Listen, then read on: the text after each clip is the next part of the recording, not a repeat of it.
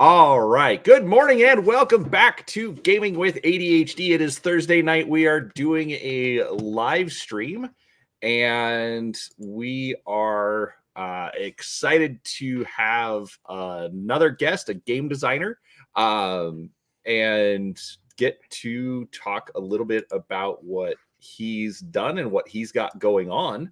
And as I'm going to get distracted with all sorts of other things. But one thing I want to point out as we are getting started, I now have a Facebook page for Gaming with ADHD, so that way you can, get yet another notification when videos go live.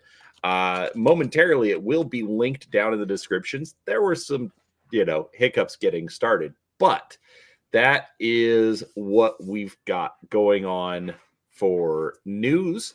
But other than that, without further ado, I'm going to go ahead and bring in Mike Haught of Scary Biscuits Studios. Yes, there's an S at the end of biscuits. I keep calling it biscuit, but whatever. He lives in New Zealand. He's weird, so we'll deal with it. Anyways, Mike, how are you doing, sir? Hey, I'll pretend I didn't hear any of that at all. Well, you clearly do not have a New Zealand accent. That's right. So, well, that remains to be determined. I've been here for a while now, so people say that I do. So who knows?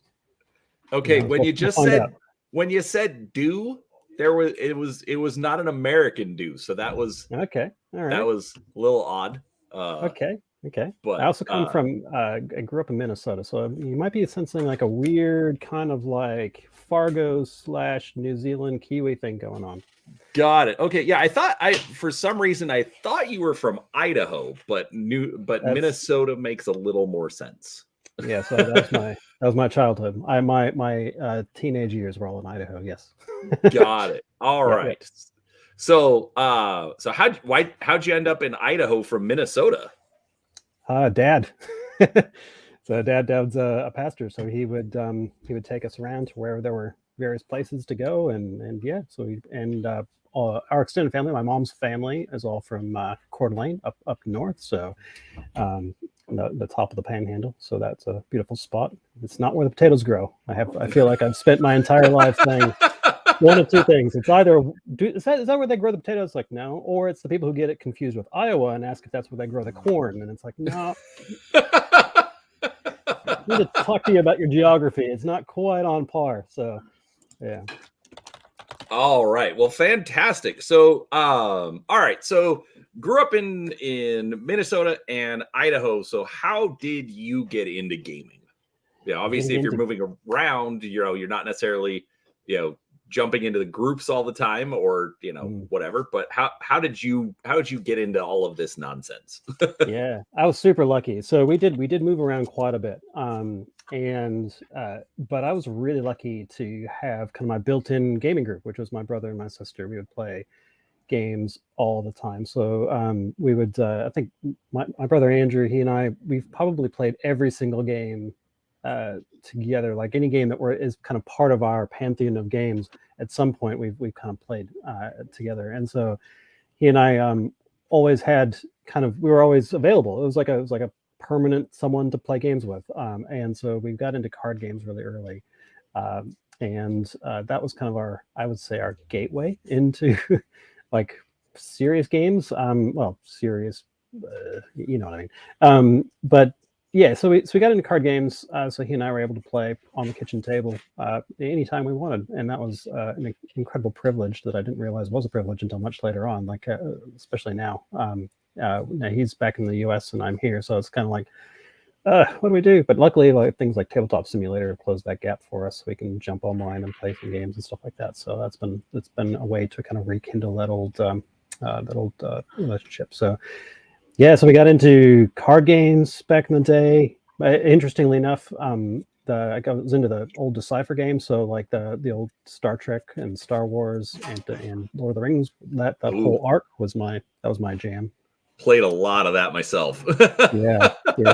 I still collect. So every now and then I keep my eye on the trading sites to see if there's something locally here in New Zealand where someone's getting rid of their old collection. And every now and then I'll scoop up a bunch of Star Trek cards and flick through it from a nostalgic point of view. It's a lot of fun. So yeah, so we played a lot of those.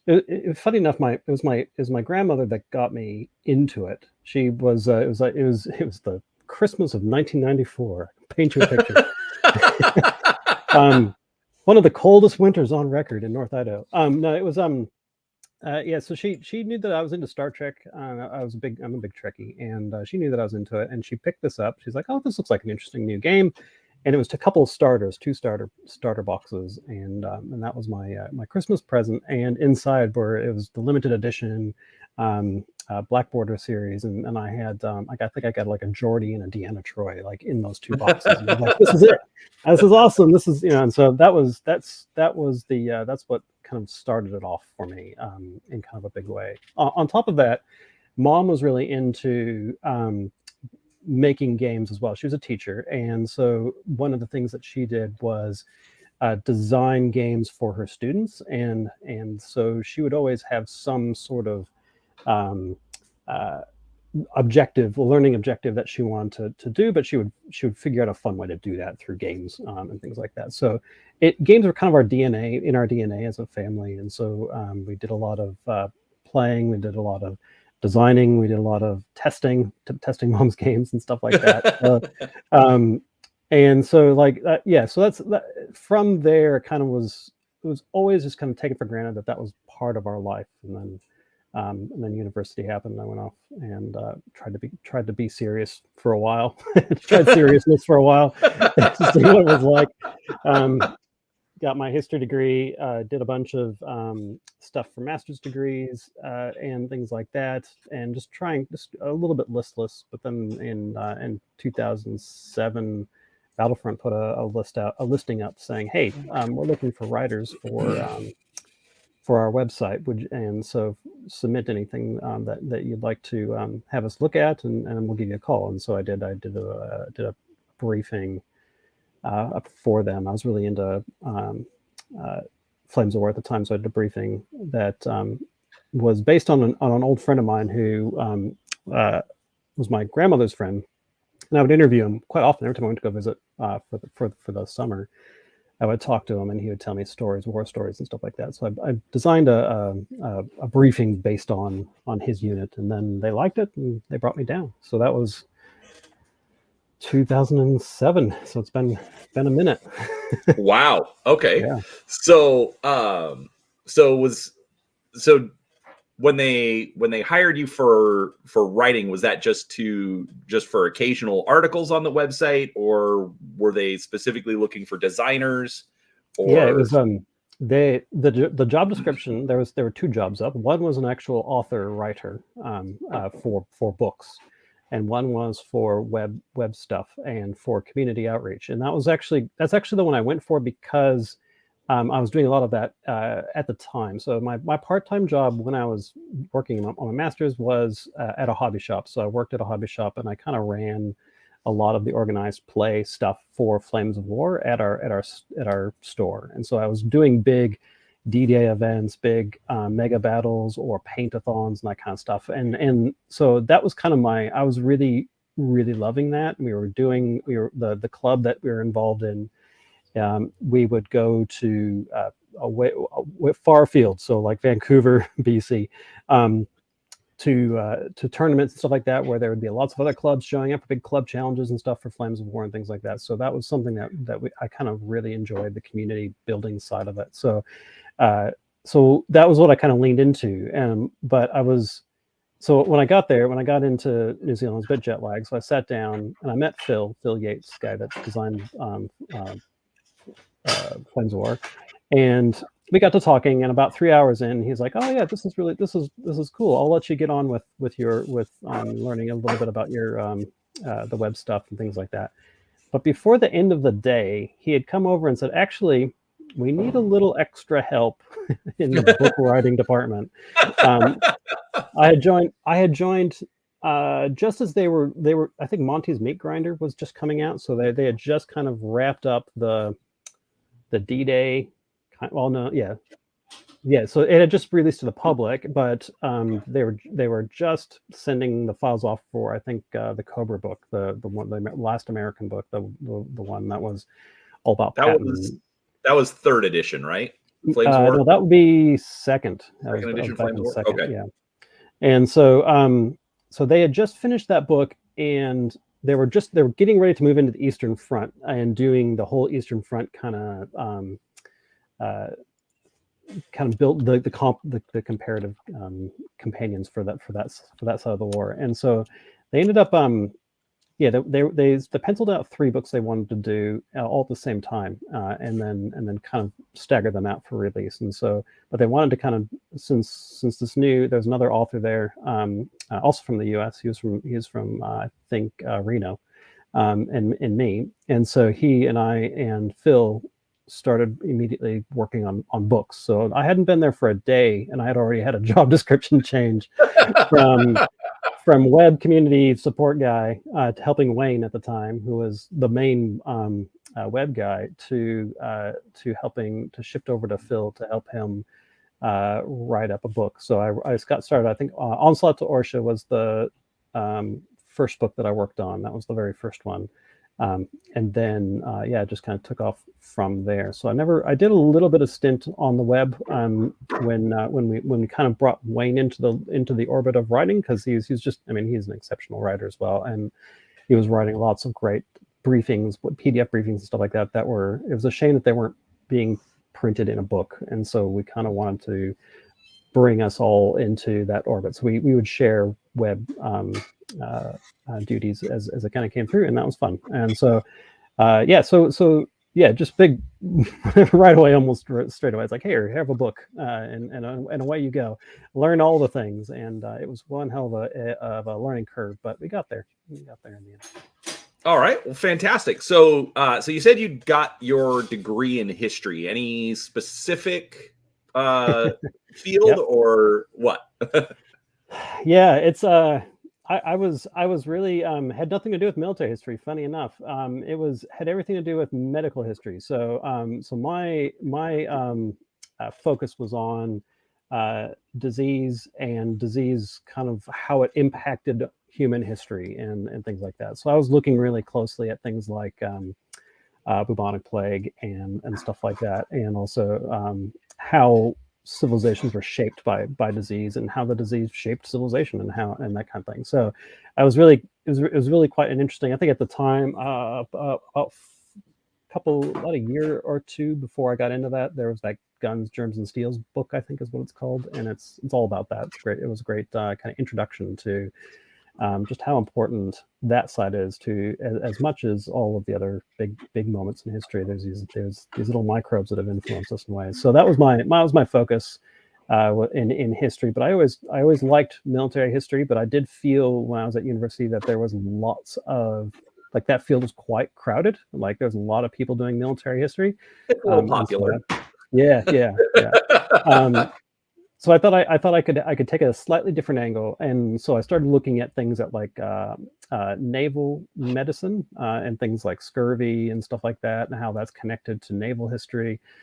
Started kind of looking at a lot of the any kind of like outbreaks and stuff like that within armies, and how that would impact morale and stuff like that, as much as fighting on the battlefield. So for me, it was kind of like it was a piece of history that was kind of not neglected, because there was quite a few people doing some research on it, but just maybe not as often thought about. And on top of that, I specialized in wanting to pivot that history into a public facing kind of way. So I was looking at like museums and stuff like that as like a way to interpret history. So that wasn't like a dusty old book that would sit on a shelf for ages, that, interactive exhibits and stuff like that. I wanted to kind of figure out ways to bring history alive through experiences, which I feel like I've done in a slightly different way than I had anticipated. But yeah, those were my silly days when I was trying to be serious. No, well, and I actually wanted to backtrack to that because, obviously being involved with Battlefront and working on historical games, working on Flames of War, working on Nam, your current project, Dawn of Iron, obviously, you seem to gravitate more towards the historical aspect as opposed to we'll call them some of the nerdier side, with the Warhammers and the wide Dead Zone, or any of the other just fantasy type miniatures games. So would you say it's your degree? Would you say it was more your interest in history that got you into those miniatures games, or would those miniatures games have driven you more towards going the history route? I think I can hand on heart say it was the history that drove me to historicals. And I remember a conversation that I had with one of the guys at the hobby shop that I was talking about earlier that I used to work at. Because I was a history degree guy, and when Flames of War came into the came into being, or became aware of it, I think it was about 2003 or so, something like that. And the guy that ran the store is like, "Hey, you're a history nerd and you like games.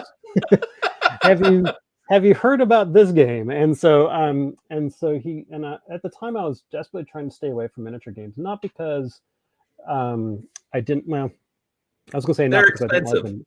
They're expensive. They're expensive, but I was really into card games, right? So I was doing kind of semi-professional stuff, but also like doing really serious competitive decks and things like that. That was where I was putting my mental energies into and hobby time into. And when that changed to just thinking about painting and stuff like that, it kind of put me off. But also I had a very poor experience. My first, I guess, experience with historical war games was an American Civil War game, and I have no idea to this day. I have no idea what game it was, but it was I was invited along to kind of like a demo game, and it was like an American Civil War kind of like Antietam style game, and everyone was given charge of like a brigade, and because I was the newbie, I was given command of a brigade that was in reserve, so I had to I was like, back line, get him out of the, just give the new guy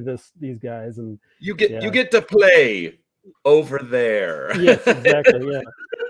And so I spent probably the first 3 hours of that day. It was a full day event. We showed up at 8:00 and we went home at like 11 or something like that. But it was just like, it was a crazy full day event. I spent the first 3 hours literally just sitting and waiting to be called up. There were a couple of other people who got their brigades called up first, and I'm like, all right, fine, I'll get there at some point. But I remember like there would be heated arguments between two players around like the height of the corn stalks and whether or not that was was this the right time of year? Should the corn even be that high? And it was just like, it was getting super in the weeds, and no pun intended. And it was just really, really, really just intense in terms of like getting cover bonuses and all this kind of stuff. And finally, I was like, okay, it's my turn. I'm the next cab off the rank in terms of reserves. So my brigade like marches into position, or it's marching towards position, and I'm probably a good maybe 1 or 2 turns away, and a turn would take 40 minutes. And I'm just like, okay, eventually I'll get up there. But just as I get up there, the guy that was holding the line, his units break, and they turn around and they retreat off the battlefield, and my guys get swept up in it because I rolled a 1 or something. I don't remember what it was. And then they go away. So it was just like, I had spent like half the day waiting in reserve, and then they finally show up and they get swept up into this like retreat, and then they exit the table the same way they just came. So that was, to me, and all of these arguments about size of corn and what month and season of growth it was a terrible experience. I've got to be honest. It was not.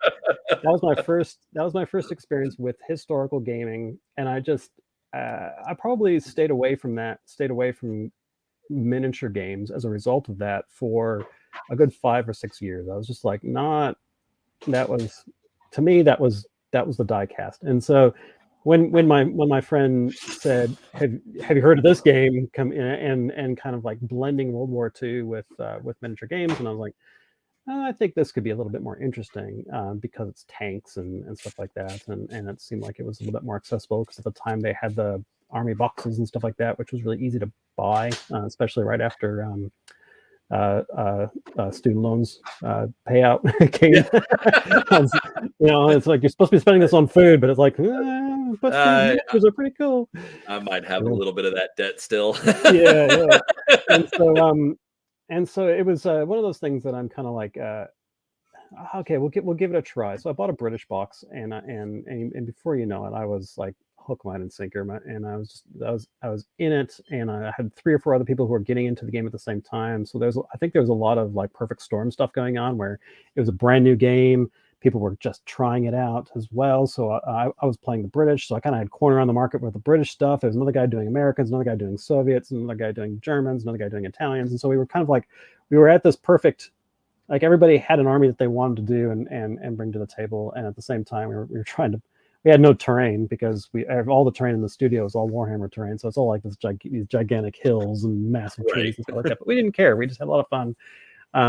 But then that was something that I think that's what did me in terms of like making me a devout gamer was the terrain side of it, because I really enjoyed making the terrain. So once I realized that we needed proper sized buildings and we needed things like rivers and roads and stuff like that, like my brain started thinking about like, how can I make this stuff? It'd be kind of cool. So we had a Michael's next door to our hobby shop, which was a dangerous combination. And we would just jump over to there really quick, buy a bunch of stuff, and then come back and build while we were running the shop. So it was a fantastic time. And I think that's kind of the direction for me was definitely history was my kind of like my main base, and then gaming was a way for me to kind of jump into history and to kind of explore something that I hadn't done before, or understand things like, being able to tell what types of Shermans are what. I would have known them to be a tank just before. But now I can sit there and say, oh yeah, that's an M4A2, that's an M4A3, that's an Easy 8, that's a, it's like right. and now everyone else is like, it's a tank. That's the story. So, but I like lifelong learners, so that's kind of why I like to lean into things that are usually off the beaten path a little bit. So things like World War II is not really off the beaten path, but there are parts in World War II that were off the beaten path. So things like partisan forces or SAS or LRDG and all that kind of stuff. That was all stuff that I was excited about because it was new. It was new to me, and so therefore new to everyone in my head. That was my reasoning. But yeah, so it was great, and I think it was, for me, it was about a way to kind of explore and dive into history that I hadn't considered before. And once I kind of made that realization, I was like, I was gone. That's it. That's my no hope for me anymore. So so you mentioned that so obviously you'd been, I'm assuming you've been playing for at least a few years before the job posting went up for Battlefront. What made you want to do it? Want to actually go and work for a game company? I mean, the rumors are all out there that there's no money in game design. So yeah. Well, luckily, as a young fresh out of university guy, I didn't know those rumors for a start. I didn't know that was if I would have known. But so and of course I was hyped up on like ideals and stuff like that. So for me, it's like I get to go do, I love creating stuff just for the sake of creating it, doing research, writing, contributing, being a part of a community was really was really good. And I think the club that we had at it was in Moscow, Idaho, not to be confused with Moscow, Russia, but it was at the university in Moscow. Was quite, they were all in that same boat, like everyone was excited about being a part of this gamer community, especially since it was brand new. So you got that feeling that it was get that early energy. And at the time, I had been playing the game for about 4 years, roughly about 4 years by the time the job I went up. So by that stage, I had run several of those big mega games. We did a Tunisia one. We did a Sicily invasion, which was really cool.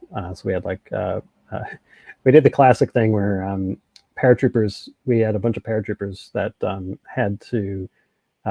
We made little parachutes out of plastic bags, and you had to throw them onto the table, and then wherever the dude landed, yet that's where your command stand had to be put, and then you had to deploy your platoon around it. It was just, we did so many kind of crazy nerdy things, and it was our hobby shop was kind of it was like it was in a mall facing like the main thoroughfare, and so we were just doing these crazy wacky things and people just walking by, and we're kind of weirdly placed like kind of in the fashion district of the mall as well, so like people who are very much like out of sync or out of vibe, we're just like seeing these nerds throwing parachutes at each other and trying to get them on the table. Oh man, it was weird, but we got permission later on to do like these big mega games out in the main stretch out in the main area, because we could set up like near the food court or something. Yeah.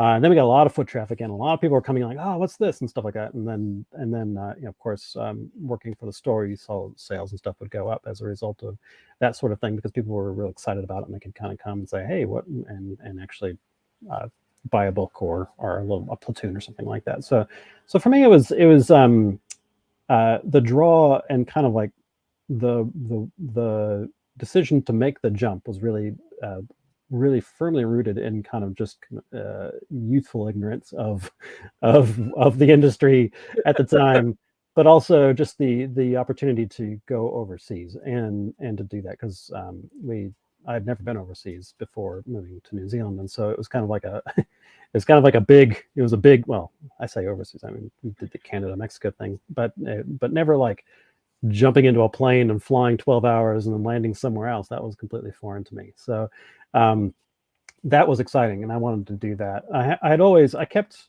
joke about this, but I kept my bag packed for probably a good 6 months, just because I just didn't think that it was going to last. I thought this was going to be a great opportunity, and I get to go check this out, live this life for a little while, and at some point, the dream would end, and I'd have to come back and go back to university and finish that side of things. But it never ended, and I'm really quite privileged that I could keep going with that. But it was definitely it was just a new adventure, I think, is what spawned it on. Absolutely. So okay, so you get there, you start working on books. How long were you with Battlefront? Let's see. So it would have been about 8 years. Yeah, something like that. Yeah. Okay. Yeah. What was your favorite project in the time that you were there? Easily, hands down, would be the Market Garden compilation. So one of the things that we did, we partnered up. There's a group in the States, the MG65 group. At the time, it was the 65th anniversary of the Market Garden operation, and they pulled together a kind of like an event, and they made their own briefings and stuff like that, and celebrated the 65th anniversary with these briefings that they did. But Joe, a breeze he's from Wisconsin, he approached me and said, "Hey, would you like to collaborate on this from a product point of view, and would you like to do something a little bit more with?" Because at the time we had already done a couple Market Garden books. We had done I think A Bridge Too Far, which is the paratroopers, and some SS, and then we did the tank one, the Hell's Highway, which was 30 core and some Fallschirmjäger or something like that. But it was kind of like it was for such a large operation. It was such a small amount of forces. Like, it was not, the cross section was really tiny. But what Joe had done with his group was he had really delved deep into like a bunch of different units, and so we spent a portion of time when we were making the compilation, the Market Garden compilation. The question came up within Battlefront, and like, is there actually enough in Market Garden to actually create a compilation like we had, because we had just done the D-Day one, which they were huge. They're like 300 pages. They were just those gigantic books. And there was just a lot of questions around, is there enough in Market Garden to actually make it worth its own compilation? And we started looking at Joe's stuff, and And I started kind of thinking about it too, and I was like, because I was the market garden guy, and I was like, yeah, actually, I think there is. I think we could have a lot of fun with this. And so, um, so Joe and I set up kind of like a collaboration pipeline. Met up quite often or called him up, and we would just have long chats about some of the stuff that he had done, some of his research, and we started pulling together these crazy lists. They're absolutely bonkers. So the traditional Flames of War kind of the mainstays are things like that are kind of, they're a little bit homogenous, right? Like you've got your tanks, but they're all tanks. You know, you got your HQ, you've got your tank, your combat platoons are all tanks, and your support might be even more tanks, or maybe a platoon of infantry or something like that. But they're usually, it's all armored. You know, there's like a focus. But what Market Garden does, it just turned it on its head, because the Germans were just completely unprepared for that operation, and so they were throwing everything in the kitchen and the kitchen sink at the British to stop them, and that would resulted in some incredibly interesting units that were only existed for a very brief moment in time, but we were able to immortalize it in the compilation. So things like an entire army of Flak 88s. You know, your combat platoon is just all anti-aircraft guns, big anti-aircraft guns. They're terribly trained, and as soon as they get shot at, they kind of want to run away. But that's a thing, right? Or big Yag Panthers. Some of the first to ever see action in the Western Theater. There were a couple in Normandy, but a whole unit of them, and them supported by Fallschirmjäger, and different types of Fallschirmjäger. There was some Fallschirmjäger that were really like Von der Heidt's group, which had basically been in action since Crete, but there were others that were like just put together a couple of weeks before, and were just showing up, and they were being called Fallschirmjäger because they needed reinforcements, and they were never trained to do anything. So they were kind of, okay, we're Fallschirmjäger, but now we're kind of bad. So but we're gonna stop these guys. And so you had a lot of this interesting flavor kind of percolating on the German side, and on the British side, there was just a lot of other stuff that had never been covered before, that to an extent that was focused on it. So the British had always played kind of a secondary, well, not really a secondary, but like a little bit smaller of a role than the Americans did in like Normandy. Like all the Normandy books, there's a lot of fanfare goes to like Patton's breakout and stuff like that. You don't hear as much about the British or Canadian side of it. So Market Garden was really a chance to really shine the spotlight on British organizations, British forces. And as I mentioned earlier, that was my first army. So I'm kind of coming back to my roots and really getting into it. So that project was a lot of fun, because the collaboration was really good. I really enjoyed it. To this day, Joe and I were on Facebook. It'll come up like, do you remember this? Those memory things, and it'll come up with some Market Garden thing, and so there was that, and then we had a bunch of products that kind of supported that. So we had the Firestorm, Market Garden Firestorm campaign set that we put together, which was a lot of fun, which gave you a context for your games. You can kind of play that and stuff. And so there was that project. I think even to this day, like the amount of research that I put into that, the amount of research that Joe put into it, it's really was a labor of love. And to this day, I use that book for reference, even though it's a 3rd edition book. I never, it stayed on my bookshelf because there's just so much information in there about different types of units, or painting information in the back and things like that. So to me, that's probably my favorite like set of books or and things like that we worked on. But yeah. Okay. Definitely. So when you're designing something like that, like how much control do you have as the writer? Are you the one that's deciding what units go in, or are you the one that's having to play test the particular formations?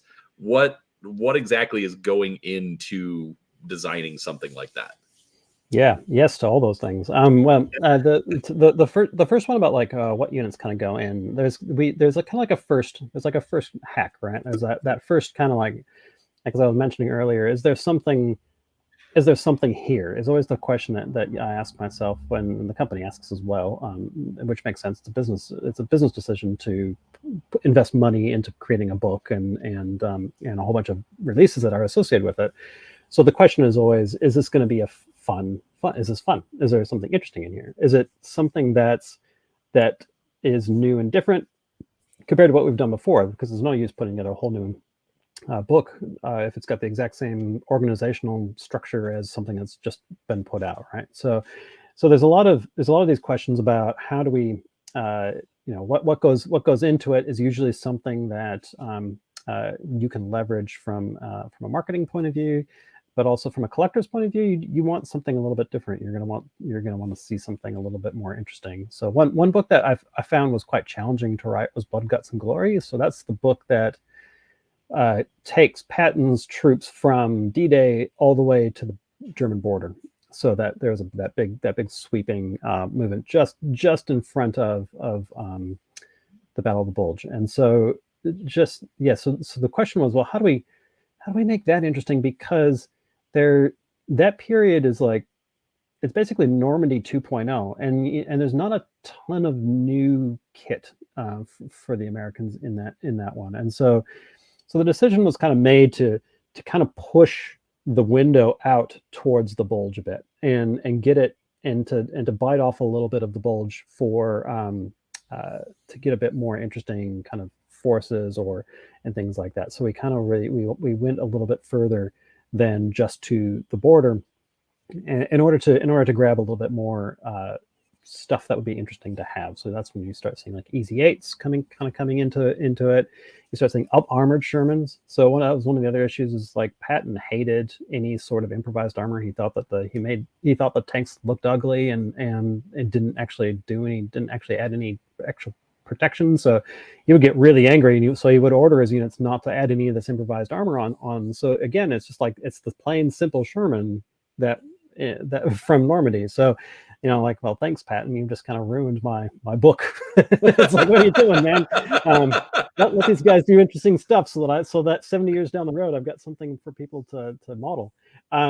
So that's so that was a challenging book, but we did find some interesting ways to add a little bit of extra value for people who wanted to kind of collect that stuff. The other thing we did with Blood, Guts, and Glory was the Tank Aces campaign, which was like a campaign system kind of in the back of that book, which I worked on with my brother, because we did something similar, I think, with the Casino book for Infantry Aces, because that was another one that, at least from the business side, it was harder to justify Casino because it was all infantry, and it's no secret that tanks sell.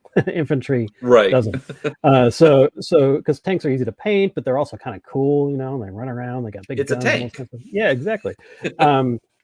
So Casino was a hard one because it was all infantry fighting there. There's a few tanks, obviously, but they were all in support. And so it was hard, again, to justify an entire book on infantry forces. So we added this campaign system to make it interesting and to compel people to be excited about an infantry ace as they kind of go through the Casino campaign and try to make it up to the top of the hill. So things like that were ways to add value to stuff that was kind of old and dull, or kind of retread. We didn't want retread stuff. We want to give people something exciting to do. So that was a long way of answering that first half of that question. The second about what goes in, but the second half around playtesting, at Battlefront, but I continue to do that to this day, is weekly playtests. So always making sure that there's local people nearby that can jump in and try out some games. So we would do like Wednesday nights or Thursday nights or something like that. We would just pick out a day and we would just go, and everyone would come together. And if we had something to play test, we would do that. If we didn't, then we would do some general testing. You always learn something from general testing. But sometimes you wanted to try out some of those more specific things. But on top of that, we had a global network of play testers as well. So there were playtest groups all over the US and all over Europe, who in Australia, who would would volunteer time, do a bunch of battle reports during the week, and then upload them via Google Forms, and then you get that playtest data, and we can make some good decisions based on that. So, yeah, there was. Yeah, we definitely didn't develop them in a vacuum, and we appreciated all the time and effort that people were putting into the playtesting, and proofreading and stuff like that. So that was lots of hours would go into those books. That it wasn't just my time. It was a lot of time from some amazing testers out there too. Of course. So one thing, you keep talking about business decisions. Now, obviously, I mean, it's a game company. Everything does come down to the business decisions, because we may want to do this particular thing, but if nobody's interested in it, do we dedicate the time and resources? So along those lines, was there something that you always wanted to do, but you just couldn't justify it from a business side? Yeah. I really, really wanted to do a game that focused entirely on American Civil War ironclads. It was no joke. It was just something that it was. We haven't gotten there yet, by the way. I know. But it was at the time, it was so niche. I wanted to do a naval game. I wrote, there was a challenge that was issued a while back. I remember in one of our roundtables, one of our designer roundtables at Battlefront, we were talking. We had some of the marketing people in there and the studio managers and stuff like that. We were talking about different types of games and stuff like that. And we were trying to figure out ones that were kind of like, this is going to sound really elitist, but I don't mean it to be, but I'll put it out there. That naval wargaming had a certain reputation of being incredibly boring, and that there wasn't money in that space. And to a degree, that's true, because at the time, Battlefront in particular was branching off into like terrain, like Gale Force 9 terrain, battlefield in the box stuff. So there's not a lot of terrain when it comes to naval. So right. So the opportunities for upsells were not there. So there were a lot of like, it was definitely like, oh, that's just not really a place to. There's not really anything worth developing in the naval wargaming space from a large company point of view, and so for me, that was kind of disappointing, because I'd always wanted to do something. I was really fascinated by dreadnoughts. That's always been my first love of naval wargaming, is World War I dreadnoughts, and I wanted so badly to make that game, and it almost surfaced a few times, and the closest it got was when we were working on tanks, and I thought, it would be cool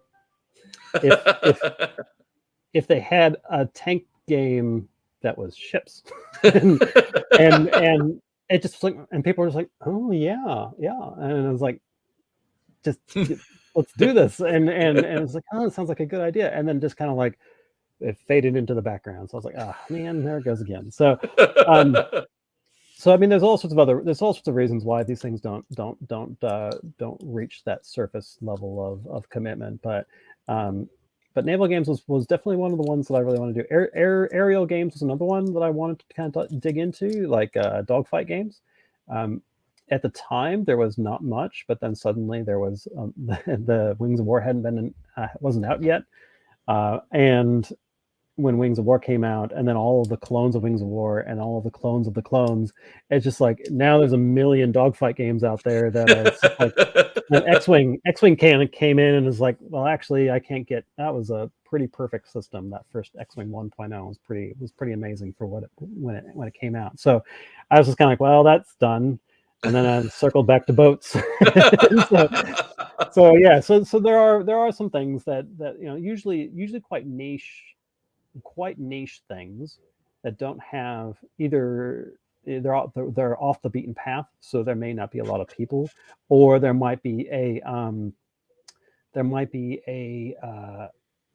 there's sometimes like store owners can be unintentionally gatekeepers, like when you have a certain amount of shelf space that you have at your store, to fill, I did this, I'm totally guilty of this when I was working at my hobby shop.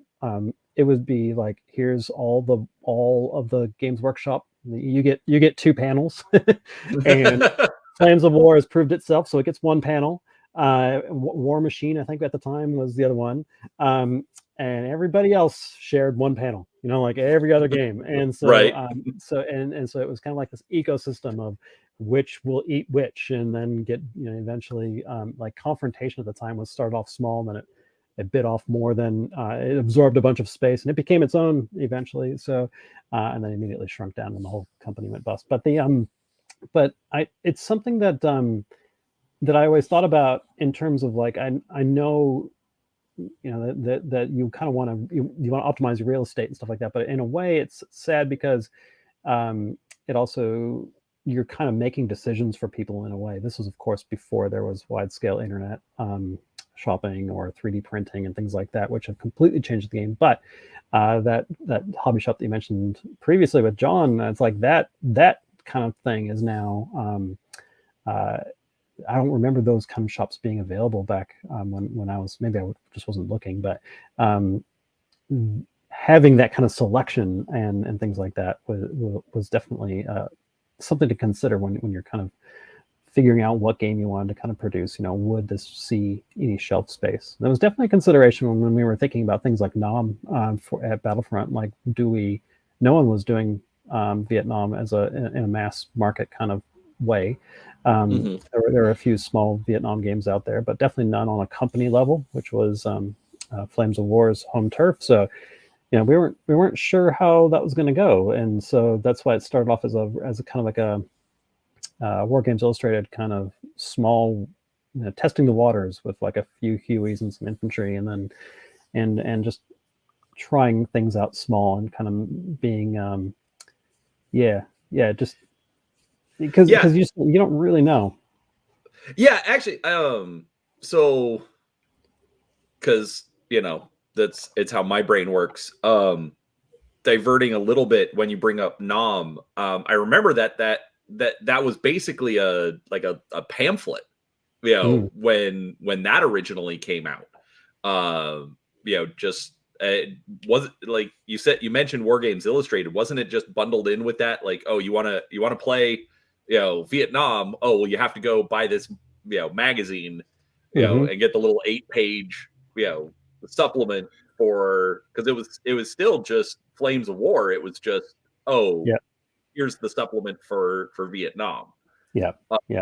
Now, did you write that as well, or did you not get into it until the actual Nom book? Yeah, the book was when I came aboard. I'll to be honest, I was not on board with Nom initially, and it was not because I didn't find it interesting or anything like that. I wasn't sure what it was trying to do, and in terms of like it felt like it was a small kind of flight of fancy kind of project. I guess I was on the doubting Thomas side. It's not boats. Yeah, exactly. And it would be eventually. I guess, and you know exactly who put those boats in there now, don't you? But it was something that I was kind of a little bit dubious about. I knew that it was funny how it kind of came up because Pete, the guy that owns the company, he watched I think it was not Band of Brothers. We Were Soldiers. That's the one. And on one weekend, and he was just had a moment of inspiration, and he's like, I want to make this a game. And he talked to Phil, and Phil's like, yeah, we can do this. And they went away and did it. And I just remember thinking, these guys are crazy. And because in my head I'm thinking, I grew up with a lot of Vietnam vets, and so I was worried about how it would be received. And so I was kind of really I was just nervous about it. And when they started kind of pushing it and it was getting traction, I was like, actually, this is pretty cool. So yeah. Okay. Okay, so that actually gives me another good question. So you were not on board with Vietnam when they originally did it. That's right. Were there any projects that you worked on that, you worked on it, but you didn't want to be working on it? Like you didn't believe in it, but it's like, well, that's what the boss told me to do. Yeah. There's always those things. I had this bad habit of not liking a thing initially, and then by the end of the project, I'm so excited about it, so whipped up for it. And so it's kind of it is, to answer the question, yes, but it always came around in the end. For me, it was every time I got put on an Eastern Front book. I do not like the Eastern Front. And it came up so often because I'm not sure if anyone in the studio, except for, unless it was about like Hungary or something like that, which is what Wayne's, that was Wayne's love, was Hungarian forces down there. But it was really hard, just the vanilla German versus Russian thing, because I find that war particularly brutal. I mean, the whole war was really brutal, but that part of it was like the cutting edge of brutality. And so I had a hard time just like either getting into it or really enjoying it.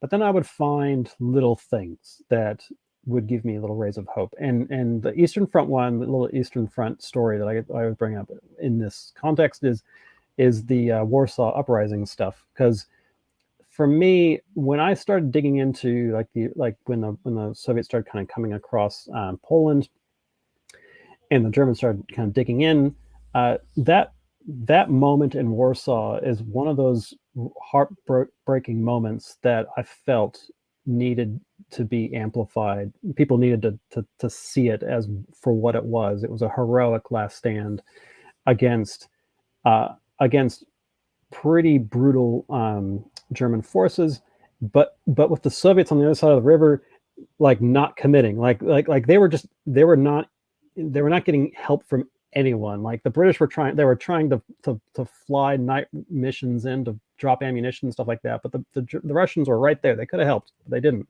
And then they just let the Germans just destroy Warsaw and then moved in. And so it was a horrible situation to be in. But the people who did the uprising, who were part of that, their stories were so amazing that I felt like I needed to tell this story in a much more centralized way. So for me, it meant that I then had to create the baddies for that story. So then it gave me a reason to jump in and do the Germans. It gave me a reason to do the Russians, and to create those armies. And then once they were created, I could then set up this Warsaw Uprising as something. It was a web special, but it had like a little Firestorm campaign and things like that associated with it. And it was like a little mini one. So it was creating a force that didn't exist, out of little bits and pieces. Like the Polish partisans grabbed a bunch of SS uniforms because they raided a warehouse. So that was so grab some SS figures, paint a little armband, a little Polish armband on them, and now you've got Polish Uprising figures that you didn't have before. And so it was an exercise in trying to figure out how can I retask everything that's in the game now, since I've created it with these other two factions. Let's create this kind of more interesting story to tell on the Eastern Front. So for me, it was like definitely not a fan of Eastern Front, but finding something that in that story that was worth kind of, emphasizing and getting people excited about. And as a result, I've had several people reach out to me over the years saying that they really enjoyed that uprising that uprising PDF, because either they had relatives that were caught up in it, or it was just it was meaningful to them in some way. And so I'm glad that I was able to help connect that history through the game. So yeah, so definitely Eastern Front. I'll never voluntarily jump into an Eastern Front game if I can help it. But I can. You gotta find things that keep you going through those deserts. Of course. Then, oh my gosh, I had a question and it went away. So that was. I mean, I think that I actually let me mention this. I do think that's a really interesting point that you make about trying to tell that story, for the Warsaw Uprising. And to me, I keep bouncing back and forth on my channel about, whether it's, how important I think art is to games, or the stories are to games. And I rarely tend to talk about mechanics. Just, because to me, I'm going to assume that the mechanics are there for a reason. So it's like, okay, well, that's what the mechanic is. Fine, that, deal with that. But the more interesting thing is, telling that story, finding a reason. Why are we playing this game? Because like a card game, is all, or let me rephrase that, like just standard poker deck, card game. It's just mechanics. Mm-hmm. There's nothing else. It's just the mechanics of the game. Whereas playing, especially historical games, it's what are these stories? What is the history? Like for me, like I first found Flames of War when I went to Gamma when I was working at a hobby shop. And I forget who it was at the time. But the owner of the shop, he took me along, and we went to the booth for Battlefront, and whoever was repping the booth there, handed me Bloody Omaha. So that was the first Flames of War. I think that was the first time I'd even seen Flames of War, to be honest with you. Mm-hmm. And but then going through and reading it and seeing, talking about the Rangers and, Point to Hawk and all of that, then seeing that story, it's like, okay, I want to get involved in this. I want to play this. I want to make a Ranger force because, okay, here's this story. Here's this thing that they did. And, you talking about finding ways to bring in the particular story of the book, even if it's not a story that you want to be involved in. I think that's I think that kind of reinforces all of that, in how important I think those are to the games. So so with that said, eventually you left Battlefront. When was that? Yeah, so that was 2015, so not too long ago. But definitely it's been a while since I've been back. Well, I'll caveat that I looped back in a couple of years. I was offered an opportunity to do some game design in the digital space, which I had never done before. So I had done quite a bit. Obviously, by that at that stage, I had gone 8 years at Battlefront. I had done 3.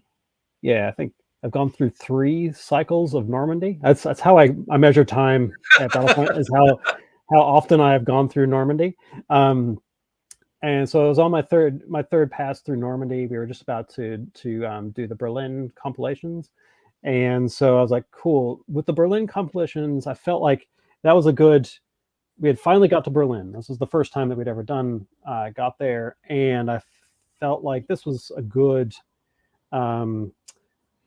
jumping off. Yeah. I was like, if it was the story arc had come to a nice natural conclusion. So at that point, I was looking for some way to kind of exercise my design muscles in a slightly different space. And I thought, hey, well, we'll try video games, thinking, it's the same. It is not the same. It was one of the steepest learning curves I've ever been on in terms of entering into software development. And it was quite an incredible amount to learn in such a small amount of time. But I had a great crew. Worked with them. We developed an MMO for 10 to 12-year-olds. So it was meant to be kind of like a one aimed at kids with some good positive growth stories and morality and stuff like that.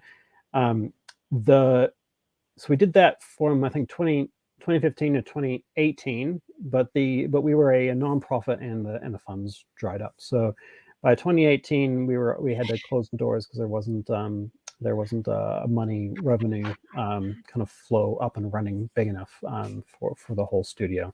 So we had closed the doors for that in 2018.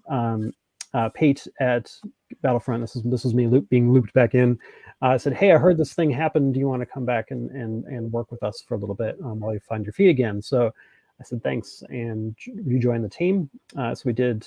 I joined in 2018, just in time for another Normandy compilation. So that was my fourth. Cycle again. Yeah, exactly. But this was different because it was fourth edition. This was my first. So I had stepped out just at the end of Berlin. Fourth edition was just a blip on the, well, it wasn't, it was a big blip on the radar, to be honest.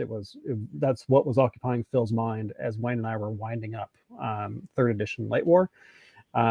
Phil's brain was in fourth edition, so he was moving that direction anyway. Again, another reason why I felt it was a good point to kind of drop off. That second and third edition would be my story arc, and then the next generation could take it from there. So I came back in. I had to kind of learn fourth edition a bit because I had since I was doing digital, I kind of stopped almost cold turkey doing any sort of miniature design because almost all of my hours were taken up by either family things or crunch time at work. So I ended up having to figure out ways. The wargaming was too big of an investment for me at the time. So I had to learn fourth edition, and then once I was kind of up on kind of understanding that, I did a couple East Front books, right back into East Front again, and then but the other thing I was working on at the time was the Nom compilation. So that was all of the stuff that had kind of preceded up to that point. We wanted to kind of put it in that hardcover kind of little compilation. So I was doing Nom. That's the one. So we did that book, and then that was my kind of transition into fourth edition because it's kind of at the time it would kind of blurred the line between third and fourth a little bit, and then with Team Yankee coming on board, we wanted to kind of get everything up to Team Yankee rules. So that book was meant to get everything up to Team Yankee standards. So yeah, so that would be 2018. 2019. Yeah. Okay. Are you still involved with them? As like at least on like a contractor type standpoint, or a very, very loose contractor stuff. So now and again, I'll pick up a project with them, or they'll say, "Hey, we need to work on. We've got like a little gap in the release schedule. Do you have anything kind of that you'd like to put up?" I did a game with Sean Goodison. He and I, Sean was a graphic designer at Battlefront. He's moved on as well, but he and I worked together on a board game called Tusk, which is about like a caveman versus mammoth style kind of hunting game.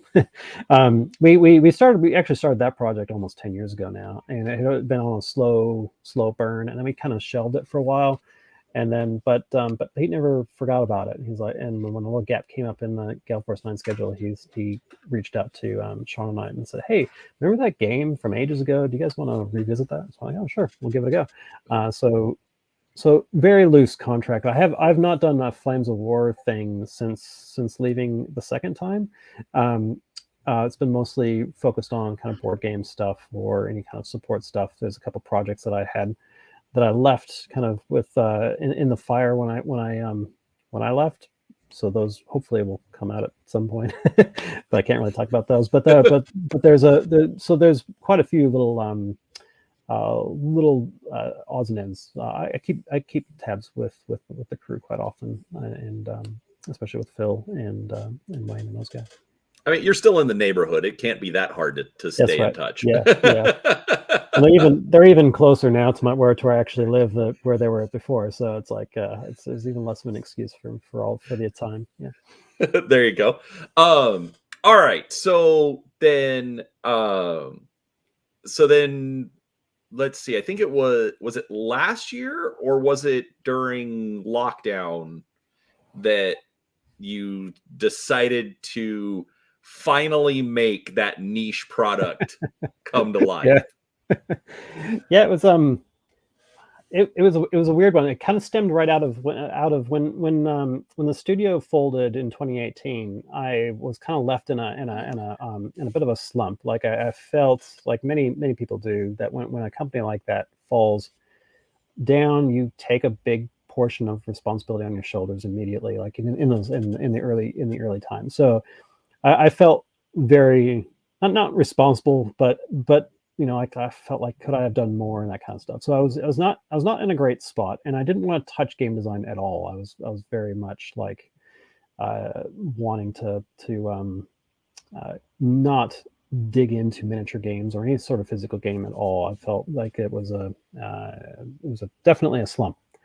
My son found a box, though, when we were cleaning out the lounge, or cleaning out the garage. He found a box that I had built some scratch built dreadnoughts back when I was in university, out of balsa wood, and I had done about 8 or 9 of them, just throwing them together. Late nights when I was just trying to do some studying. I should have been doing some studying, but instead I was doing this. And so he wanted to know. He asked a million questions about it, and at the time he was like 5 or 6 or something like that, and he was asking some very specific questions about dreadnoughts, and I was finding myself having to get a book out and kind of show him like some cutaways of HMS Dreadnought and all this kind of stuff, and he was getting really into it. And then he wanted to know why I built them. And I said, well, I thought maybe at one point I could make a game, a ship game, and be kind of fun. And so he wanted to design the game with me at 6 years old. And so and ever since then, he to this day claims that was when he joined Scary Biscuits Studios as my number 2 employee. So he still thinks he's. And, I mean, to be fair, he has done some good design work since then. But anyway, but so we kind of got those ships out, played around on the floor in the lounge, and I was like, actually, maybe I do want to do this a little bit more. And so I started I got out the scratch building materials, and I was like, actually properly wanting to make these look a little bit better than the ones that I did at university. And I started doing that, and then ideas started kind of creeping into my head around for a game system. And then I remembered that Tanks game, what I was calling ships, uninventively. And I remembered that, and I was like, you know what? I wonder if I can pump that up a little bit more. And eventually, I just started kind of creating a real basic kind of dreadnought kind of game in the spirit of that old. Do you remember that old Pirates of the Spanish Main game? The little plastic. Yeah. In the spirit of that, I wanted to take the essence of that game and turn it into dreadnoughts. And so Dreadnought was born as a result of that, and that'd be about 2018, and it was always a hobby project for a while. But then when I left Battlefront for the second time, I moved into a space to develop virtual reality learning experiences using gamification. So it was a very, again, right into like the crazy world of technology, and like I don't do anything by half measures. I always jump into pools that are ice cold, but it was fun. It was interesting, but it was incredibly challenging in kind of a intimidating way. And so I thought, actually, if I develop this card game or this ship game, I can. It's something that I know, like it's something I've got control over. I know how to do this, and it might help me get through some of these bigger projects with like VR, like in terms of just getting some creative momentum going. And it worked. So I did a bunch of VR modules, and I was doing that in my daytime, but by night I was working on this Dreadnought game. It was just before. It would have been just before. Yeah, probably actually over lockdown. Just thinking about it, I started thinking about whether or not I wanted to ship Dreadnought as the product that I wanted to do, that I wanted to kind of pursue. And I started kind of looking at something I've been wanting to do for a long time, which was American Civil War, and started thinking about what, maybe similar to how we had that Vietnam thing, start small, right? Let's try to find something that's really small, test it out, see if people actually want it before you actually balloon and do the big thing that you really wanted to do. And I thought, let's try Ironclads. There was like 2 of them, so that's a real small release thing, right? You can do a monitor, you can do a Virginia, maybe a wooden ship, and bundle that up, and then that's like basically the entire Civil War. So there you go. And we'll give that a try. and so I started working on it as like a way to kind of test the Dreadnought rules, but through a kind of slightly different way. And that's when I cracked that lid open and I looked inside of the American Civil War, the world of the naval war, and I was just like, geez, I could not have been more wrong. It was not just 2 ships. It was not just 2 ironclads. There was hundreds of ironclads, hundreds of wooden ships. It was much bigger than I ever expected. I had these preconceptions that the American Civil War had very little naval action. Well, actually, it had a ton of naval action along the coasts and up the Mississippi and all of the tributaries and things like that, as well as important ports and things like that. So I was just kind of like, okay, this is much bigger than just 2 ships. And but I ended up doing I stuck to it. I stuck to the Hampton Roads.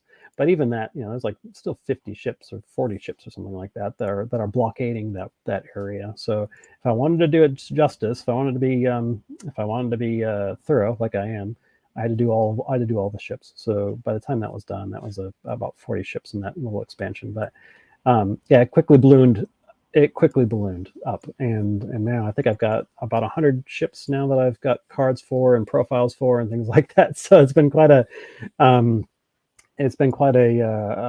learning experience. Again, it's a story that doesn't get told very often. Often when you're talking about Civil War, you've got Gettysburg and Vicksburg and Antietam and stuff like that, whereas this was actually just as important to the outcome of the war around the control of the Mississippi, control of all those ports, and things like that. That was an incredibly important part of the story that often gets overlooked. So I thought, well, actually, this could be kind of more than I thought it was going to be. But then I hit that brick wall of no one has ironclad miniatures. No one.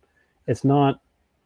People have World War II stuff from Victory at Sea and stuff like that, but they don't. Or even like some of the new stuff from Warlord, the Cruel Seas and stuff like that. Like there's things out there now that weren't there before.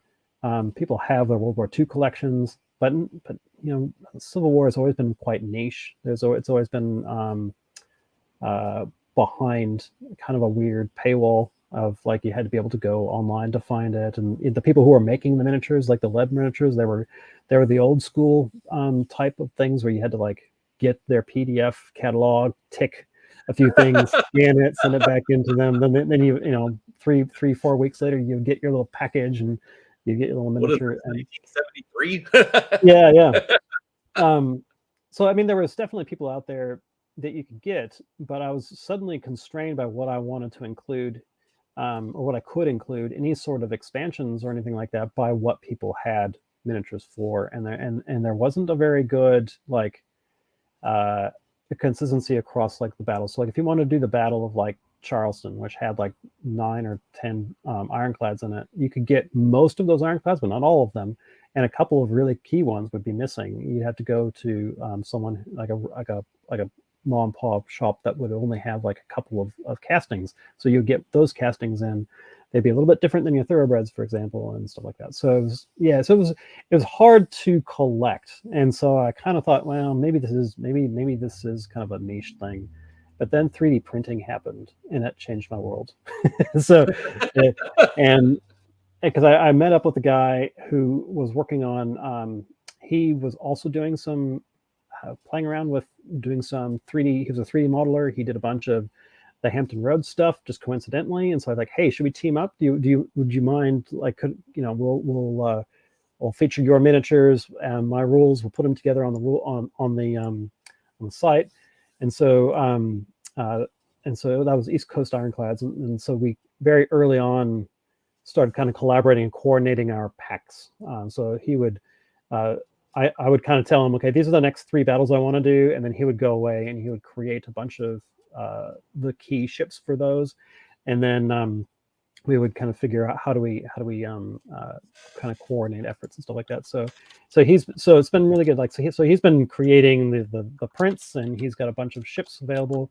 And that fixed my issue of people not being able to get miniatures, because now 3D printing is relatively accessible. If you don't even have a printer, there's people who will print for you and supply miniatures for you and things like that. So that kind of stuff is now that, in a way, these niche games such as Ironclads are now a little bit more democratically available, because they're not having to go through gatekeepers or have to compete for shelf space.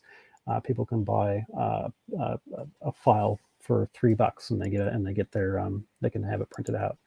So yeah, that's the guy. Yeah, he's gone absolutely crazy. He's got so many different ships from all sorts of different things. I'm just about to release an expansion for that War of the Pacific. So that's been a project that both he and I and another guy in Australia have been working on, kind of creating the Peruvian-Chilean War in 1879. A bunch of ironclads there, but he's got river boats. He's got ironclad monitors. He's got all of the Confederate casemate ironclads and packs and things. And so I'm slowly making my way through his through what he's got there. He's got probably one of the most thorough and collection of 3D prints available. Okay. So why Civil War naval battles? I mean, I'll admit, when because we're friends on Facebook, and you announce, oh hey, I'm going to do this, which, I mean, cool, but I didn't, I grew up just not even thinking about Civil War naval battles. You think of the Gettysburg and all the big mass ranked formations of infantry, but you don't think about the ships, even though there's no reason not to. So why was this your passion project? Yeah, it came at me in a weird direction. I've been researching a bunch of family history around the Civil War, because I've been it's been something that's been a little bit of a passion of both my mom and I. And one of my ancestors was involved in the Red River campaign, and I didn't know anything about the Red River campaign. And what that was a small little river that shoots off of the Mississippi in Louisiana, and it heads towards Texas. It goes up over the top of Louisiana and heads towards Texas. And the idea was that they would shove a huge army up the Red River and sit in Shreveport in order to basically stop any sort of interference from Texas to support the Confederacy. So the idea was to basically shut them off, kind of upriver. There was a little bit of supplies being kind of shipped from Texas across. So so there was this huge campaign that went up there, but it was an absolute disaster. It's you could read it almost. It has a lot of similar story points as Vietnam, in a way. Like, they went way upriver. The Union went way upriver on boats, and then got defeated up near Shreveport and had to retreat all the way down the river. But before they could get to the end of the river, they had this really dramatic moment. And this is when I was reading about my ancestors' kind of experiences and stuff like that. This moment stuck out to me, and it was that they had gone so far up the river so late in the year that the river levels were dropping, and they were no longer able to, once they were up there, they're no longer able to get back to the Mississippi River, because now the river levels had gone low. There was now it had exposed a bunch of falls, a bunch of waterfalls that they couldn't, these huge ironclads couldn't traverse. So what they did is they designed a series of dams, and they dammed up right in front of the waterfall. They dammed it up, and they would then move one of these ironclads up to the dam. Then they would dam up behind it, then they would release the first dam, and they would shoot it down the river.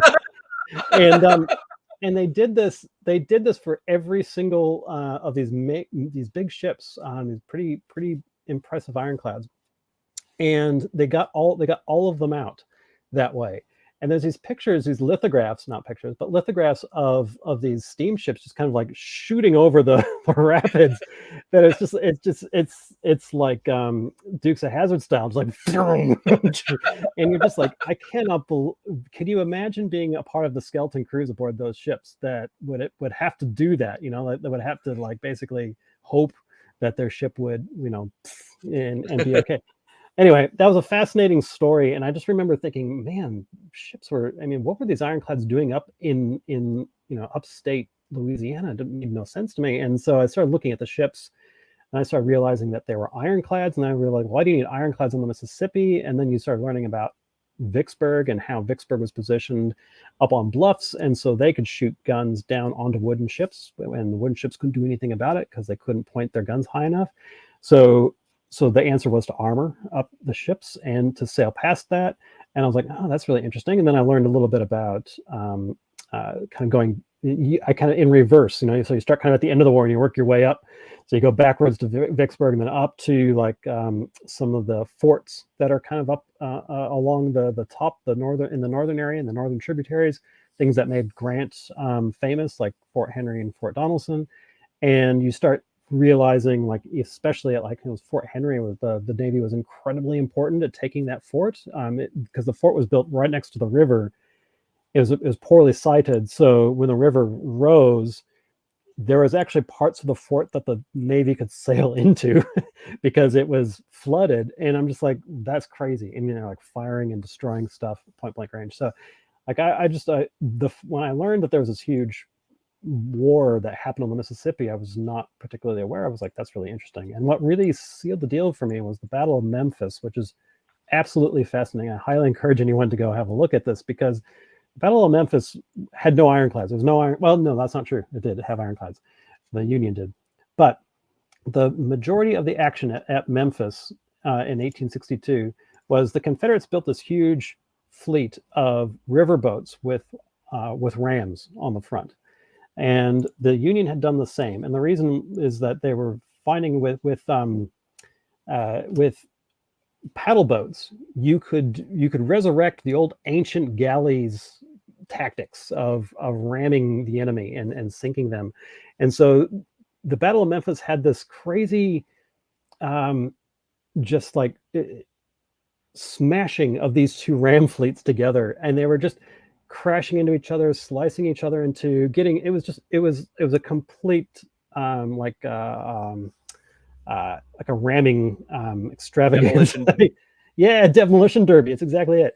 And it just I think about three Union rams went into it. I think 8 Confederate rams went into it, and only 1 Confederate ram came out. There was one that escaped.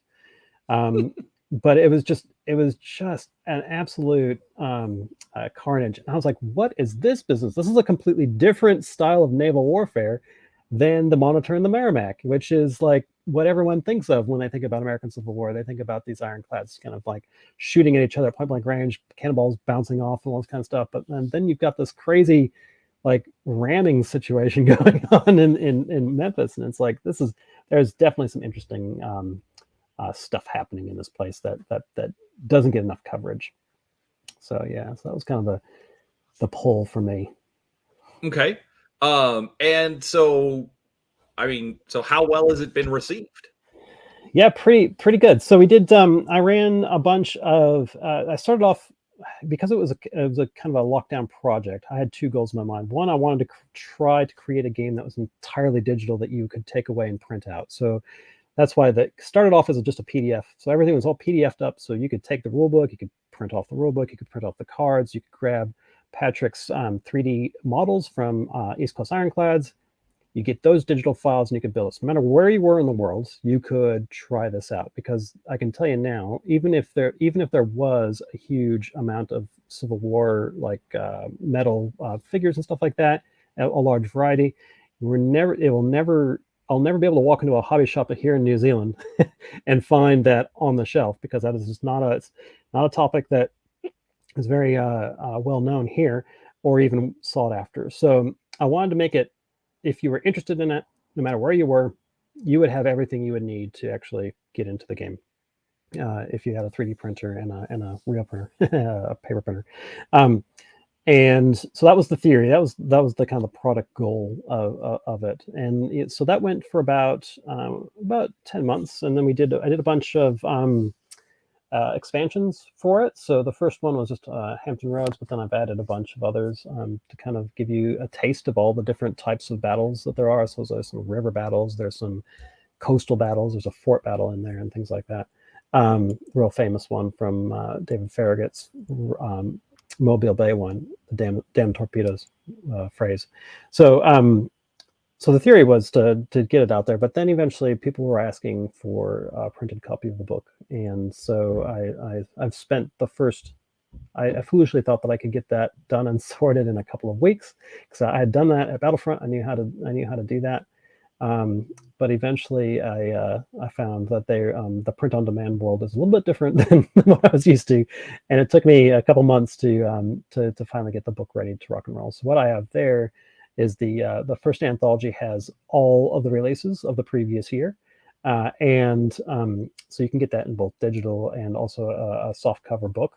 And I've just ordered the cards for the first time, so that they also print on demand all the ship cards, and so I have to order a proof set first, and so those cards are making their way to me now, so I can sign them off, and then people will be able to buy the ship cards as well, which is the thing that people are really waiting out for, because they don't want to print off 100 cards and cut them out and stuff like that, which is fair enough. That's fair enough. It's a big pain in the butt. But yeah, so those are winging their way down to me now, and so I'm excited about being able to offer a fully printed book. So you can get the anthology book, which comes with the rules as well as all of the expansions up to date. And then every year I'm hoping to do another anthology. So this year, because of the delay in getting the first anthology all kind of update, I don't have as many new books ready to go to kind of create a second anthology. So the second anthology might be kind of mid next year by the time I get enough new stuff kind of added to it. But now we're just working on this War of the Pacific one, which is the Peruvian-Chilean War. And then once that's done, then I'm going to get back into some ACW and do some. There's a few main battles that I'd like to include. Then we'll throw all that together again in another compilation. Okay, so real quick, just gonna kind of divert. So I have this page linked down in the description. It may not have been there when we started, but it's there now, I promise. And if it, I don't know if anybody can notice on their screen, but it looks like everything is also on sale right now. So like the first anthology normally goes for $40 US, and it's on sale for $30 right now. So save a little bit. Or if you just want to try it out, $9, and you can get the starter set that has the rules and the basic cards and tokens and whatnot. So that is actually super cool. I've got it myself. Mike did provide me access to the files, but I still paid for it. So there's that. Not to toot my own horn, even though I just did. But appreciate it anyway. Anyways, so but there is that. I also put a link to East Coast Ironclads as well, if you want to get yourself some ships. So so what would you say has been your biggest challenge in doing this project? Besides just making sure that people can get to it even if they can't leave their house. Yeah, it's the opposite of that, which has been the biggest challenge, which is the book itself, and just getting all the little. There's always been little things here and there that just needed to be improved. I learned a lot about like ink apparently is a thing that you have to be worried about. The things I was designing required way too much ink, and the printer was like, no, you can't have this much ink. And I'm like, is that a thing? Do you have to surely as a printer you specialize in ink, right? But no, so I had to learn some stuff there. That was fascinating, but it was quite a journey to bring the book to life. But when I first got the books in, I had that that moment of, oh, it's finally it's here, and then I've started people seeing it in the line, or like out in the world. That's been really exciting to see. So people actually playing the game and enjoying it. So yeah, so I can't wait for people to get the cards as well.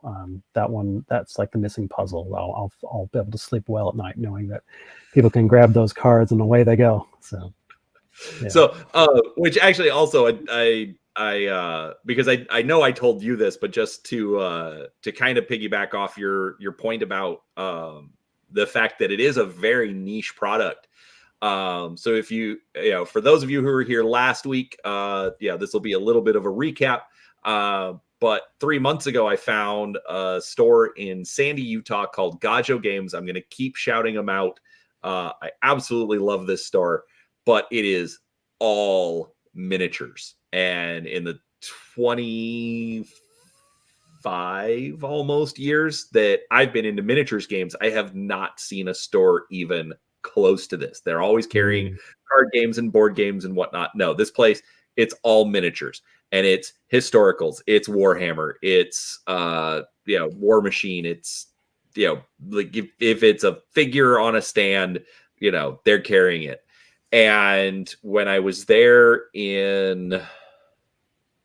I think it was July, I'm like, oh, well, it's all miniatures. They probably have something. And so I went up to the guy at the counter. I'm like, Civil War Ironclads. And he just looked at me and he's like, you got me. Oh, no.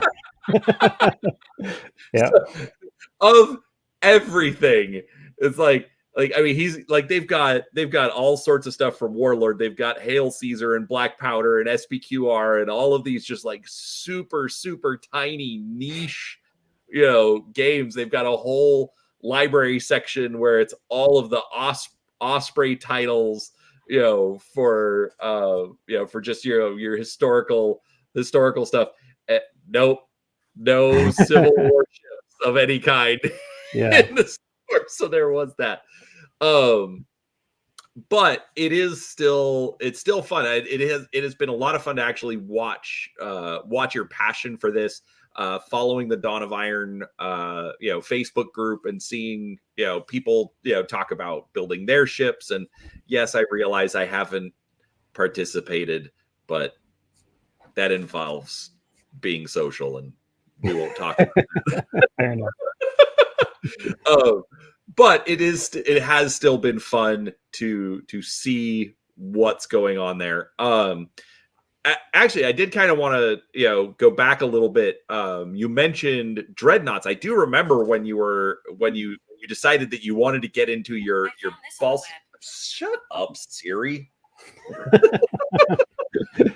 I don't know why it does that. I got an Apple Watch, and just every now and again, it's like, I didn't ask you a question, and it starts talking back to me, and it's like, just stop it. Anyways,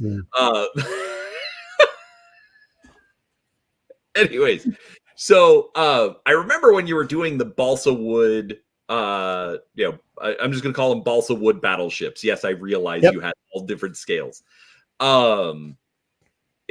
Whatever happened with that? I mean, was there a rule set, or did you just kind of look at it and like, oh, Victory at Sea is out, so we're just going to ignore it? No, because the rule book, the Dawn of Iron rules started as Dreadnought, and they kind of evolved from Dreadnought. The intention is always to loop back around to it, but the distinction was that it was definitely a side project gone completely like sideways, full mode, right? Like it was, and the ACW was always meant to be a quick dive, like a step out really quick and then step right back in kind of moment. But it definitely became that much bigger than that's one, much bigger than that. And so Dreadnought's always something that I want to do and get back to. It does currently exist as a rule set. It's pretty. It's a bit of a time capsule in that it's like a version of the game before it is now. So it's not as refined, doesn't have a lot of the same kind of a level of playtesting that Dawn of Iron has had. So you could take like a lot of the ship cards and stuff like that from that game, use the rule book for Dawn of Iron, and kind of do a bit of a crossover that way, if you wanted to actually get in and play some Dreadnoughts. But I do want to loop back around and officially connect with Dreadnought again, because it's obviously a big passion of mine, and I'm really kind of interested in figuring out how to scale the game up a little bit, because the game is kind of it's focused in on kind of, you want to, the ideal is from about 1 to about 3 or maybe 4 ships. That's kind of like your size. That's another important constraint that I put on myself at the start, was I wanted it to be super easy, kind of that X-Wing feel, where one ship, you could get into a game with one ship, so you didn't have to like spend 3 or 4 weeks creating a force and then going in.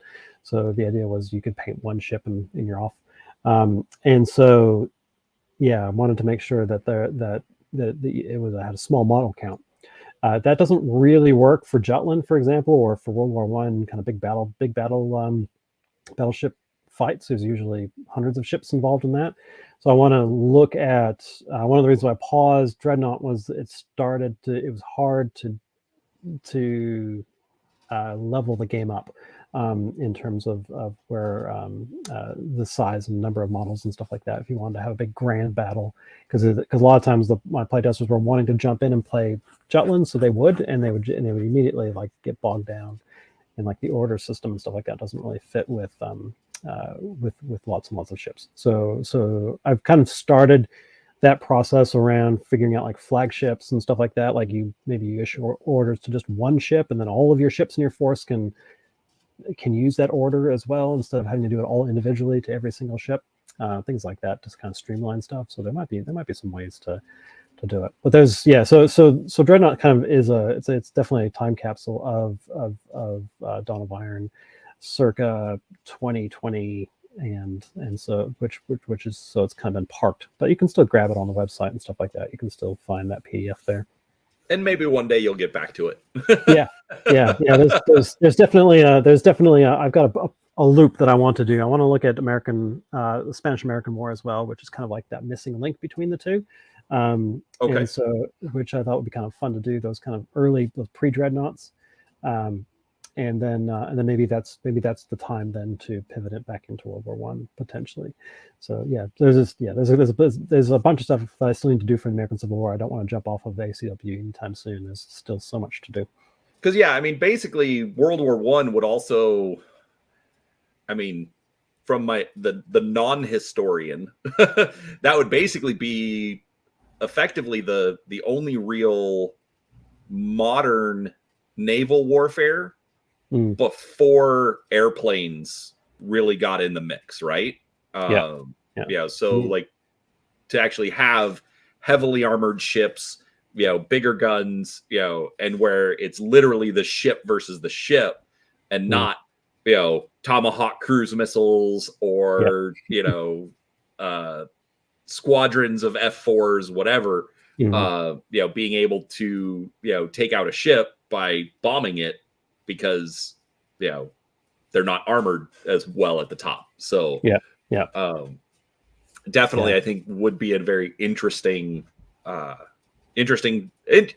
story to explore, as it were. Exactly. I've got ideas. I've got a lot of ideas. So I'm excited to get into it at some point, but that'll be that's for another day. Okay, so that's your own personal project, but you recently changed jobs again. Yes. Yes, the most latest book in the library.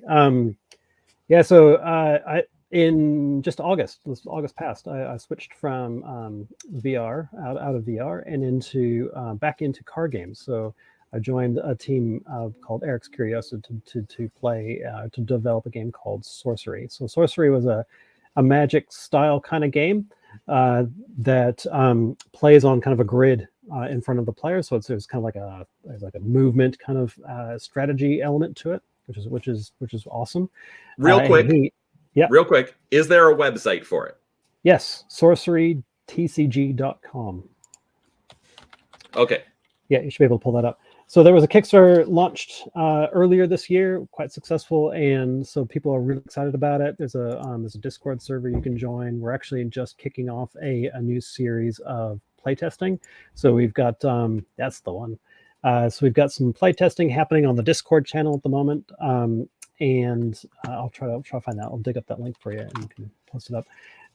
But lots of new. You can get like some pre-constructed decks. You can get almost the entire card pool. I think is available on Tabletop Simulator for free. It's and you can download that. You can play some games.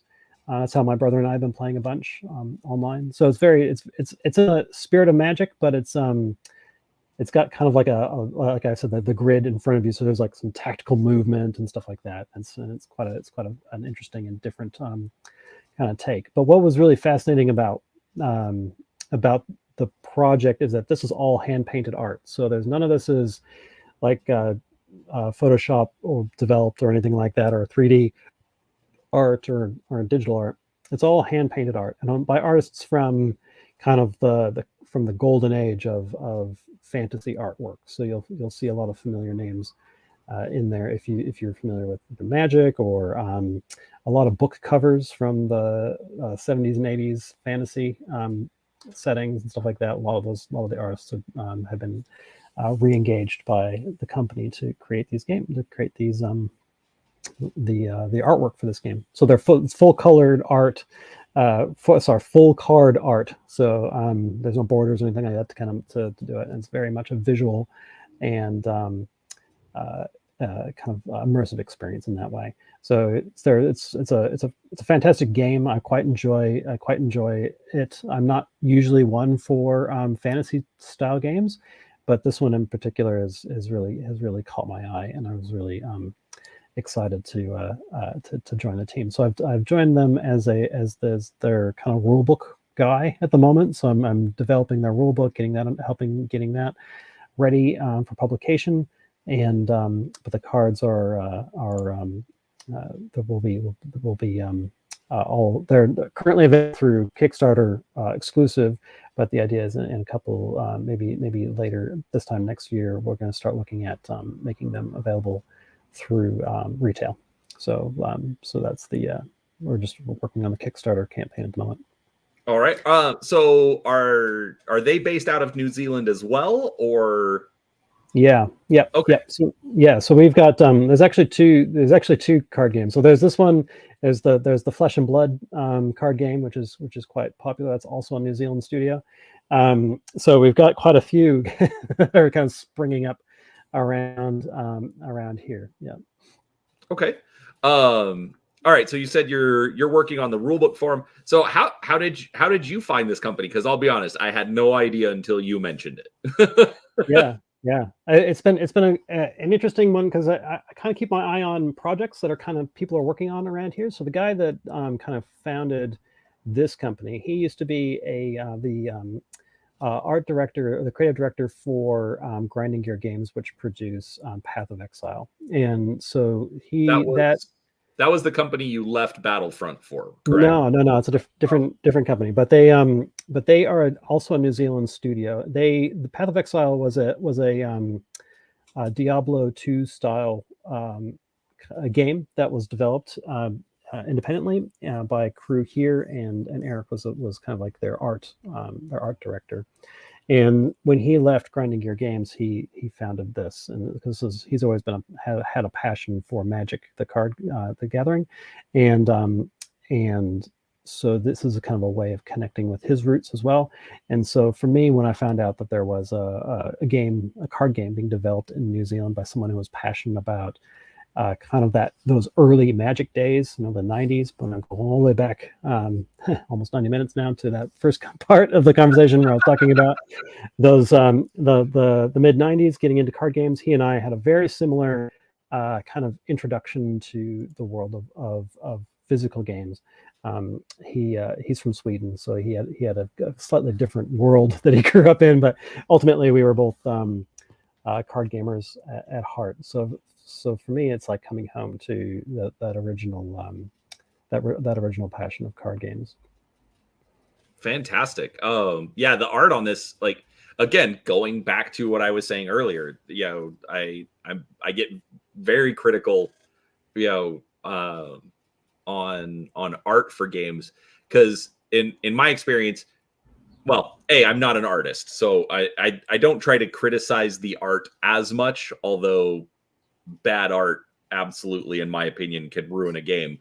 But sometimes just the lack of attention to the art, even if it's bad art, if you're at least trying to pay attention to what you're doing with it, can still convey and help, you know, help draw the player in to whatever the game is.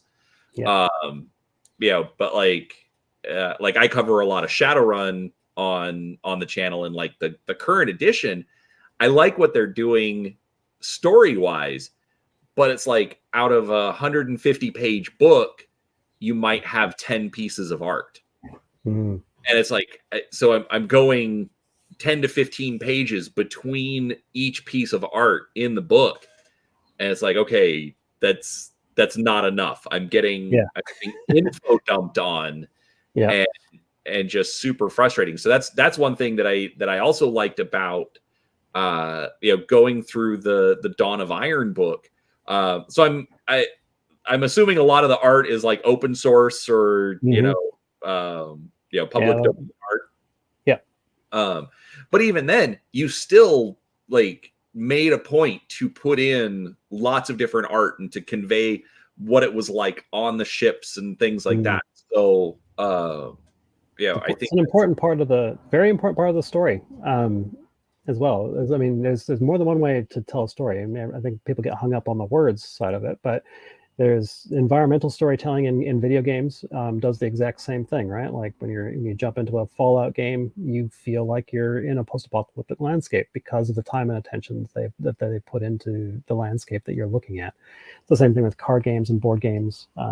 It's an important part, and if you don't give that the attention that it deserves, then you end up doing a disservice to your players. Yeah, absolutely. So that is awesome. So all right, so here is the bad news, everyone. It is 5 minutes till 9, and I still have a day job, or I should say a night job, that I have to actually get ready for. But before I do that, anything else that you want to mention? Anything else that you want to talk about? This has been absolutely fantastic. We don't do this enough, so I do hope you will come back again, even if it's just to, you know, BS about whatever. But anything else that you want to mention? Any projects you're working on? Anybody you want to shout out? Whatever, you know, go for it. Yeah. Well, thanks. First of all, shout out to you for having me on. It's been really good, and I've been pleased to see like all the people's kind of jumping on and saying hi. Like it was good to catch up with John, and see how he's been doing, and it's been good to reconnect with yourself and the crew back home. So yeah, not much else to add, really. So yeah, that's me. All right. Well, everybody, thank you so much for watching. Mike, I'm gonna, you know, end the stream, and then we'll just say our proper goodbyes offline. But real quick, everybody, do make sure if you enjoyed the stream, please do give it a like. It absolutely helps the channel get spread out there. Mike does have his own very small YouTube channel. I think he has a grand total of one or two video. Yeah. But if you're going to give Dawn of Iron a try, which you should, which I should, that we're not getting into that. You know, he does have some good tutorials. Or he did a really good tutorial about making flags, which, you know, so his craftsmanship is fantastic to watch. So definitely check that out. I will have to find a link, but I will update the description later and get that added in there. Cool. But also, don't forget, there is a link down below. It is an affiliate link. I do get a little bit of credit if you use it. But also, might get some sales. So make sure you go check out his stuff as well. But thank you very much, everybody, for watching. And we will be back next Thursday. I don't know who's going to be joining me then, but I will be back next Thursday for another live show. But also, make sure you're subscribed. I've got regular content coming out every week. So thanks for watching, and we'll talk to you next time. Bye, everybody. And cool.